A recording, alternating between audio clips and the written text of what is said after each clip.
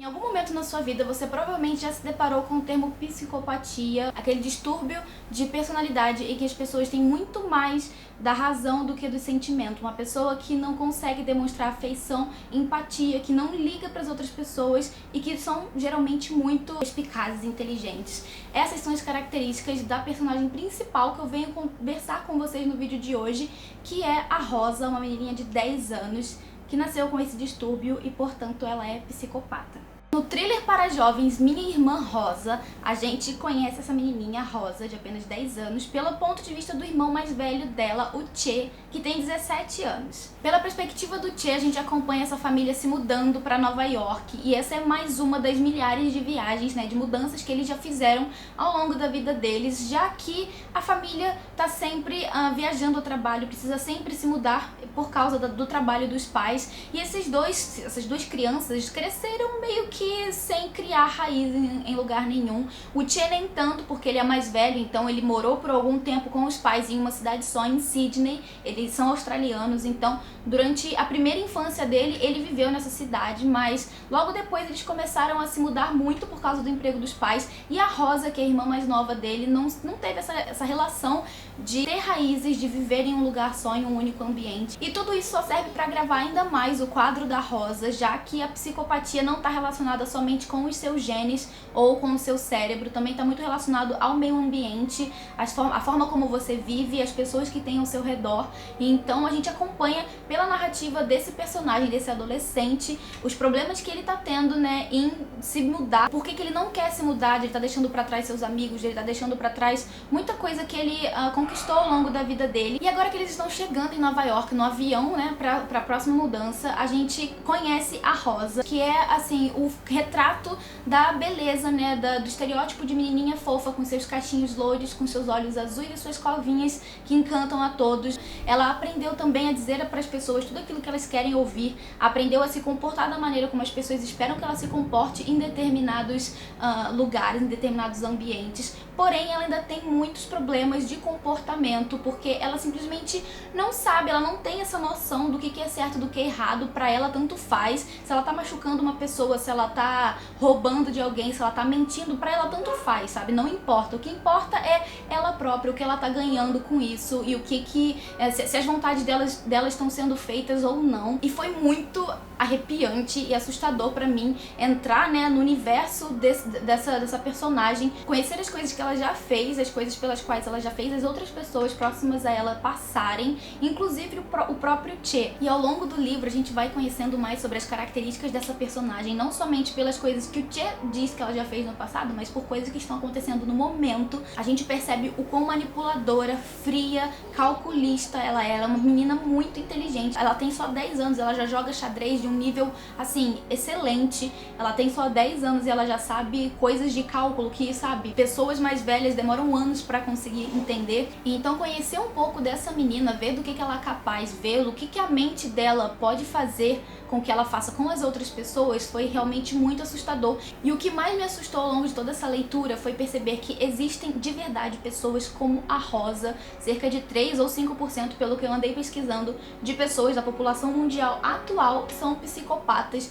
Você e eu muito provavelmente já passamos por algum psicopata na vida, já conversamos com algum, já conhecemos algum, só que a gente não sabe, A pessoa que tem esse distúrbio, ela é capaz de entender que ela é diferente das outras pessoas, ela é capaz de entender que as pessoas percebem que elas são diferentes, então elas vestem, não sei, uma espécie de máscara para poder tentar viver fazendo as suas vontades, viver da forma como eles acham que devam viver, manipulando as outras pessoas, fazendo, inclusive é uma das coisas que mais me assustou nesse livro. A Rosa tem um poder altíssimo de fazer com que as outras pessoas façam o que ela quer. Ela é muito manipuladora, mas muito manipuladora. E por se tratar de uma criança, muitas vezes os pais, os familiares até demoram pra entender que tem alguma coisa realmente errada com essa criança, de que ela não é normal. E é o caso até do livro. A mãe dos dois está em constante negação pra ela. A Rosa é somente uma menininha de 10 anos que tem problema pra socializar, que tá em fase de crescimento, que tá aprendendo a lidar com o meio ambiente, só que são algumas coisas que ela tá aprendendo de uma forma muito tardia. Ela é um tipo de criança, inclusive são coisas que o Che narra ao longo do livro, que, por exemplo, ela aprendeu quando era criança a chorar muito tarde, porque pra ela não via sentido em chorar. Então, quando ela aprendeu que chorar poderia trazer pra ela coisas, que chorar poderia fazer com que ela conseguisse coisas que ela queria, ela rapidamente aprendeu a chorar, a fazer com que saíssem lágrimas dos olhos dela sem que ela estivesse sentindo nada.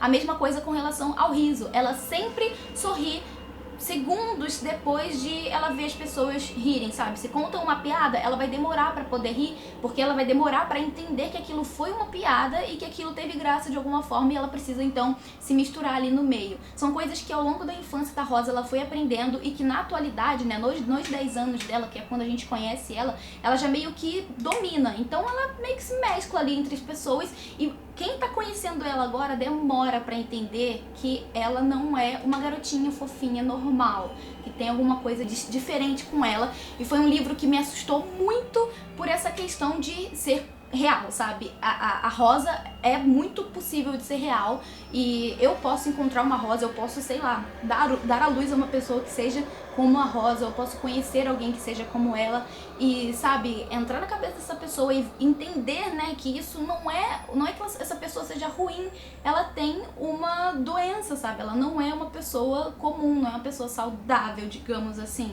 Então me deixou com muitos conflitos comigo mesma, assim, ficar pensando nisso e ficar pensando no que poderia ser feito com uma pessoa com essas características, né? O que poderia ser feito com um psicopata, já que, inclusive, isso é mostrado no livro, dependendo da criação, dependendo do meio, de como esses psicopatas são criados, eles são uma ameaça para as pessoas à sua volta. E isso me deixou bem tensa, me deixou sem saber muito bem o que pensar a esse respeito.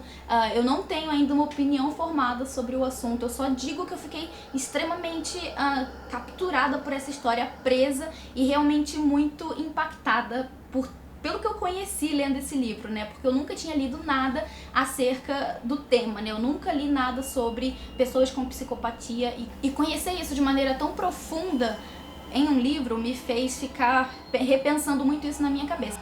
E já que hoje é sexta-feira 13, eu vou conversar com vocês então sobre histórias muito medonhas que envolvem crianças, já que ontem foi dia das crianças e hoje é uma sexta-feira 13, tem muita coisa aí meio que relacionada ao macabro, então eu vou trazer pra vocês histórias envolvendo crianças que são muito assustadoras. Então agora eu já pego um gancho pra uma história real, que alguns de vocês já devem conhecer, que inclusive tem um documentário que eu vou tentar achar o link e deixar aqui no box de informações, que é a história da Beth Thomas, uma garotinha de 8 anos, se eu não me engano, quando a gente conhece ela pelo documentário, que sofre de problemas psicológicos, porque quando ela ainda tinha 1 ano de idade, ela foi muito abusada pelo pai dela. Ela então cresceu com traumas desse abuso e ela inclusive desconta isso em todas as pessoas que ela conhece. Ela não sente empatia, ela não liga se ela tá machucando alguém, se alguém tá sentindo dor, se alguém tá chorando, pra ela tanto faz, ela não se importa, ela não liga, ela não tem esse sentimento de sentir empatia pela outra pessoa. Então ela desconta todo esse passado dela nas outras pessoas ao redor dela, inclusive o irmão mais novo dela, biológico, e os pais adotivos, que ela foi adotada por um casal de religiosos que estão tentando, enfim, criar ela e descobrem mais sobre ela e sobre o irmão dela, né, sobre o passado deles com esse comportamento da Beth. A Beth hoje em dia é uma mulher que é enfermeira, inclusive, que foi tratada, ela conseguiu se socializar novamente, mas a importância desse documentário não tá tanto assim no medo, né, no assustador que é ter uma criança com essas características, mas a importância de uma boa criação, de uma pessoa crescer sem traumas, sabe, infantis, porque os traumas infantis são os da primeira infância, são os que a pessoa normalmente carrega por mais tempo, eu diria assim. Eu não tenho propriedade nenhuma pra poder dizer isso, já que eu não sou psicóloga nem nada do tipo, mas no documentário é essa mensagem que é passado pra gente, sabe? Que a gente precisa tomar cuidado com as nossas crianças, que a criação é a base de tudo. E agora então eu vou contar pra vocês algumas histórias muito assustadoras envolvendo crianças, histórias reais, relatos reais que eu encontrei aí pela internet e que me deixaram assim muito assustada, e não necessariamente envolvendo a psicopatia, mas também envolvendo a mente criativa das crianças ou coisas que as crianças muito provavelmente possam estar enxergando e que nós não enxerguemos. É uma coisa que me deixou muito impressionada e eu vou contar algumas pra vocês. A primeira delas é de um homem que estava dormindo, quando ele acorda no meio da noite, ele vê o filhinho dele parado do lado da cama, encarando ele, sorrindo. E ele também repara que o garotinho de somente 3 anos está com a mão pra trás das costas, enquanto ele olha pro pai e sorri. E o pai dele pergunta se ele tá segurando alguma coisa nas costas, e ele fala que não tem nada nas costas dele. Só que aí o cara vai lá, levanta e vira o garotinho pra ver o que ele tem nas costas, e ele vê que o garoto tá com a maior faca que eles tinham na cozinha. Eu não sei o que se passava na cabeça da criança, não sei o que teria acontecido se o pai não tivesse acordado. Sério, eu fiquei muito assustada com essa história. A próxima história é de uma garota que tinha um irmão mais novo e ele sempre teve muito medo de água. Ele sempre teve essa fobia absurda por água e ninguém nunca entendeu o porquê. Em uma noite, quando ela tava ali na luta, né, na luta diária de botar ele pra tomar banho, ela perguntou pra ele por que ele tinha tanto medo de água, se ele só tinha, sei lá, 3 ou 4 anos, ele era muito pequenininho e já tinha esse pavor todo de água. E daí ele falou pra ela que estava em um grande navio, um navio que teoricamente era inafundável, e que esse navio bateu em um grande iceberg e acabou afundando, e ele ficou por muito tempo na água, tentando se salvar, tentando que alguém viesse salvar ele, mas acabou que dali ele foi pra algum lugar bem bonito e tranquilizante, e dali ele ficou esperando que a nova família dele viesse. E o mais bizarro de tudo é que o irmão dessa menina nasceu exatos 100 anos depois de o Titanic ter afundado. Então você liga uma coisa com a outra, a história que ele contou, então teria ele ressuscitado no corpo do irmão dela e agora, enfim, o pavor dele de água veio de outras vidas? Não sei. A próxima história é de uma babá que estava cuidando de uma garotinha de 4 anos e que durante um dia, enquanto elas estavam fazendo um passeio pela cidade, elas passaram em frente ao cemitério, que era caminho da casa da menininha, que ela iria levar ela de volta, e enquanto ela tava passando com a garotinha por ali, a garotinha começou a apontar pro cemitério e falar: olha só quanta gente. Você imagina se você tá andando com uma criança que olha pro cemitério, uma criança que não deve nem saber o que é um cemitério, e ela olha pra você e fala: olha só quanta gente. O próximo relato é de uma garota que diz que quando ela tinha somente 4 anos, a mãe dela encontrou ela no banheiro, com a banheira toda cheia de água, com todas as Barbies dela boiando de barriga pra baixo, né, com a cabeça na água. E daí a mãe dela perguntou o que ela tava fazendo, por que ela tava fazendo aquilo com as Barbies dela, e ela respondeu pra mãe dela que o cara que mora no armário dela disse que se ela não fizesse isso, seria ela que iria ficar boiando na água. O mais louco desse tipo de coisa é que eu não me lembro de ter sido assim quando eu era criança. Minha mãe nunca me contou nada desse tipo, sabe? Que eu tenha feito alguma coisa parecida ou que eu tenha feito alguma coisa meramente assustadora, mas que dá um frio na barriga, não dá não. O próximo relato é do pai de uma garotinha de somente 3 anos que tinha uma amiga imaginária chamada Kelly. E dali, mais ou menos uns 2 anos, estava ele e a esposa assistindo ao filme Horror em Amityville. E bem na hora em que a garotinha morta passa na tela, a filhinha deles, que agora teria uns 5, 6 anos, entra na sala, olha pra tela e fala: nossa, mas ela parece com a Kelly. E eles já nem mais lembravam quem era a Kelly. Eles perguntaram: quem é Kelly? E ela falou: a minha amiga imaginária que dorme junto comigo na minha cama. E o último relato é de uma garota que tinha uma irmã mais nova, que nasceu exatamente 2 meses depois que a bisavó dela faleceu. E daí, quando ela tava um pouquinho maior, num belo dia ela acorda dizendo que era o aniversário dela de 95 anos. E o nome da garotinha era Hayley.